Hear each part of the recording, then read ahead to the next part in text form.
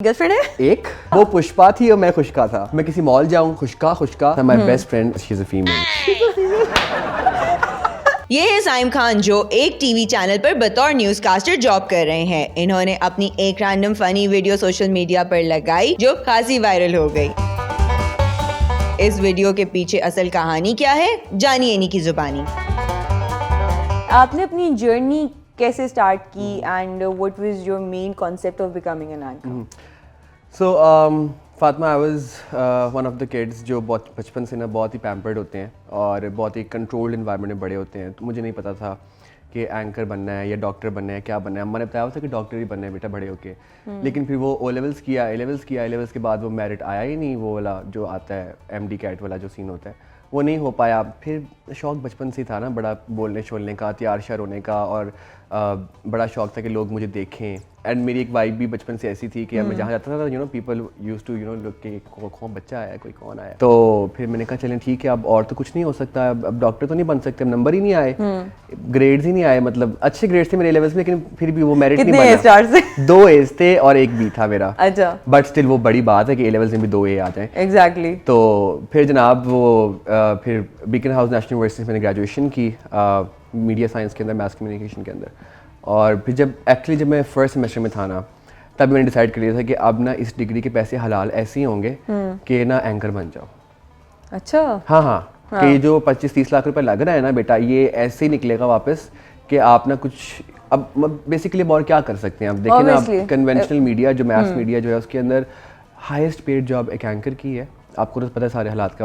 हाँ जी, हमें सारा कुछ पता है। तो फिर यही सोचा कि जनाब एंकर बन जाते हैं, बोल शोल भी लेंगे और बोलने के अलावा और कोई काम करना भी नहीं आता तो बोलेंगे, और बस फिर एंकर बन। फिर फर्स्ट सेमेस्टर में था, ऑडिशन देना स्टार्ट कर दिए फर्स्ट सेमेस्टर से ही। अच्छा। हाँ, मुझे बहुत, मैं वो स्पीड में था, मैंने फर्स्ट सेमेस्टर में ऑडिशन देना स्टार्ट कर दिया। फिर स्ट्रगल की, घर से बाहर निकला, पता चला, लोगों के रवैये देखे और रिजेक्शन बहुत मिली। मैंने बहुत रिजेक्शन फेस की अपनी लाइफ में। सीरियसली? या ओके, तो ये तो हो गया एक एंकर का पार्ट कि आपने एंकर बनना था। जब रिजेक्शंस फेस की तो उसके बाद क्या फील किया कि यार नहीं, अब तो मैंने करके ही दिखाना है, कोई इस तरह की जिद पकड़ी? हाँ, एक असल में ना छोटी सी स्टोरी आपसे शेयर करता हूँ। अभी जिस चैनल में मैं काम कर रहा हूँ ना, I want take the name obviously.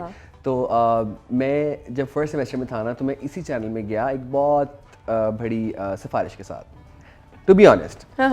बच्चा था तो पता नहीं था कि मतलब यार कि क्या सीन होता है, किस तरह से होता है। तो ये सुना हुआ था कि पापा फलाने से कॉल करा देंगे, अब्बा जी फलाना ये कह देंगे तो ये हो जाएगा वो हो जाएगा। वही सीन हुआ और पता कुछ नहीं था। और जनाब शौक था एंकर बनने का। गया और जब मैं जाके बैठा तो आगे जो कंट्रोलर बैठे हुए थे उन्होंने मुझे ऊपर से लेकर नीचे तक देखा और मुझे देख के एक ही बात की, मियाँ तुमने एंकर बनना है, तुम्हारे हालात हैं एंकर बनने वाले। और ये क्यों उन्होंने किया था? Because I used to have long hair, लंबे लंबे मेरे बाल थे। अच्छा, ये भी एक फेस था। हाँ। और मतलब वो मैंने हाथों में ब्रेसलेट्स वगैरह पहने, उन्हें रिंग्स वगैरह पहनी हुई थी। और मुझे था कि मैं जाके मतलब सीखूंगा और फिर प्रोग्रेस कर लूँगा, ग्रो कर लूँगा, इस चीज़ से निकल आऊँगा। बट उन्होंने मुझे देखा, उन्होंने अपेरेंटली मुझे देख के उन्होंने कह दिया, कुछ भी पढ़ने का भी नहीं कहा, बोलने का भी नहीं कहा। उन्होंने कहा तुम मियाँ तुम्हारे हालात हैं एंकर बनने वाले। पहले क्रिटिसिज्म में डाल दिया। एग्जैक्टली। और अब मैं उसी चैनल पे, मुझे उसी शख्स ने ऑन एयर किया है। जब उन्होंने मुझे ऑन एयर किया ना, अब मुझे लगा कि यार जिंदगी का ना मतलब मकसद पूरा हो गया। अच्छा, ये तो हो गया being an anchor part. TikTok पे कैसे आ गए? एंकर की पूरी जिंदगी पर से पर्दा उठा दिया। टिकटॉक पे बस इत्तेफाकन ही आ गया। टिकटॉक का एक छोटा सा अकाउंट था, उसके ऊपर अपनी बस रैंडम वीडियोस डालता था दोस्तों वगैरह के साथ और व्लॉग्स वगैरह डाल दिए। But when I got on air in this channel, तो फिर एक बहुत रैंडम वीडियो बनाई मैंने अपने को एंकर के साथ, बहुत ही random. It was totally out of the box. मैं कभी सोचूं भी ना ऐसी वीडियो बनाने के लिए। लिटरली वो बहुत ही कोई ब्रेनलेस वीडियो थी, किसी का वो वॉइस ओवर था और मैंने उसके ऊपर I didn't know what came in my mind. Pushpa तो नहीं थी? Pushpa and Khushka, exactly. या मैं किसी मॉल जाऊं, खुशका मैं कहीं कपड़े लेने जा रहा हूं, खुशका। अच्छा, वो पुष्पा थी और मैं खुशका था। Okay. So it was like मैं इतनी मुझे एम्बैरेसमेंट हुई ना बाद में। लेकिन खैर फिर वो it was a start of a new journey. और फिर वहाँ से फिर आहिस्ता आहिस्ता समझ में नहीं थी ना कि मतलब किस तरह हैंडल करना है ये सोशल मीडिया, क्या होता है, यहाँ पे वायरल होने के बाद क्या होता है, या यहाँ वायरल हो सकते हैं। मुझे पता ही नहीं था कि मैं भी कभी वायरल होऊंगा या मैं हो सकता हूँ वायरल।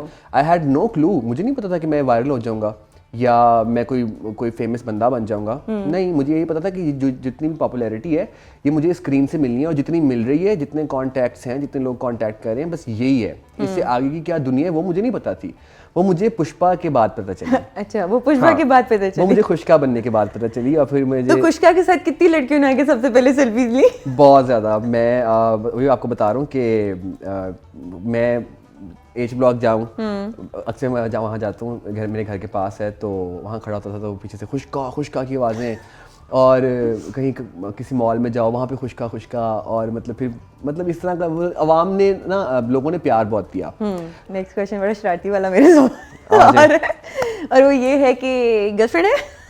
एक कितनी पूछी है कितनी है वो बताओ। अल्फाबेटिकली बताओ, शुरू करूँ? करो शुरू। नहीं देखिए, वो तो फिर नहीं, right now I am like single. Okay, but नहीं, फीमेल फ्रेंड्स भी तो होती है ना कि जो Yes, sometimes they get jealous यार कि ये किसी और से बात क्यों कर रहा है। my best friend is a girl, she's a female.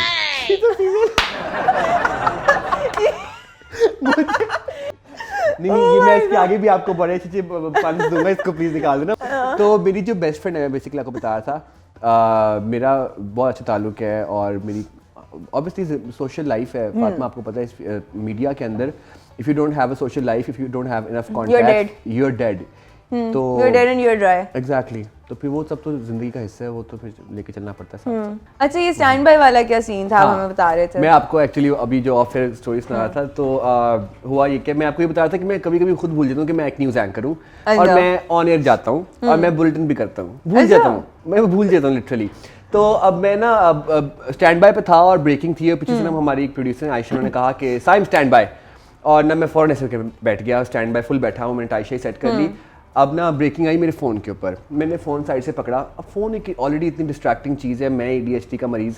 अब वो मैंने फ़ोन पकड़ा, मैं ब्रेकिंग पढ़ रहा हूँ कि जैसे ये सारे कोई मुश्किल लफ्ज़ तो नहीं है, और ऊपर से एकदम से कोई नोटिफिकेशन आई, मैंने नोटिफिकेशन खोली, और वो कोई बॉलीवुड गाना था, रणवीर सिंह का और दीपिका का, और वो पीछे से ना, मैं इतना फोकस्ड उस वीडियो के ऊपर, पीछे से काउंटडाउन दे रही है मुझे 5 4 3 2 1, और मैंने काउंटडाउन सुना ही नहीं, और जैसे वो 2 पे थी ना कहीं पे, मैंने कहा आयशा तुमने गाना सुने? और वो गाना न, और मैं लिटरली उसको सुना रहा हूँ माइक के पास करके, माइक वाली बात को बता रहा हूँ कि मैं उसको यहाँ से नहीं सुनाया मैंने उसको, मैंने कहा प्रॉपर साउंड क्वालिटी जाए, PCR पता चले, माइक के पास कर लिया। मैंने कहा तुमने गाना सुने, और मैं साथ साथ झूम रहा हूँ, और MCR ने काट, और मैं काट सीधा ऐसे चला गया। और मैं स्क्रीन पे अपने आपको देखा, मैंने कहा ये क्या हुआ, मैंने कहा शायद MCR को कोई मसला हुआ है, कोई ना ऐसे शायद PGM देख रहे हैं। आयशा के बीच उसने लिटरली चीख मारी, मुझे ऊपर से नीचे आवाज आई, माइक IFB के अलावा भी, और मैंने फौरन ऐसे फोन छोड़ा, और मैंने फिर ना बड़े अपनी ना जज्बात को कंट्रोल करते हुए मैंने ऐसे माउस पे हाथ रखा, मैंने फिर ना सलाम अलैकुम किया, और मैंने बड़ी मुश्किल से मैंने फिर ना वो ब्रेकिंग की, और उसके बाद फिर जो क्लास होनी थी वो हो गई। फिर आपको पता है, वही बता रहा हूँ मैं आपको कि बहुत मेहनत की है फातिमा, ऐसे नहीं है कि ओवरनाइट कुछ अचीव कर लिया है। और मैं जितने भी देखने वाले लोग हैं सबको मैं ये कहूँगा कि डिसहार्टन ना हो, there is a specific time, आपका वक्त मुकर्रर है, और आप अपना वो वक्त लिखवा के आए हैं। अगर आपके नसीब का है तो आपको घर बैठ के मिलेगा, और अगर आपके नसीब में नहीं है ना वो चीज़, तो आप हिंद सिंध फतह कर लें, क्रॉस कर लें, नहीं मिलेगी आपको वो चीज़। इस पे अपना तवक्कुल जो है ना, ये कहते हैं अल्लाह ताला की ज़ात पे अपना तवक्कुल जो है ना वो स्ट्रॉन्ग कर लें।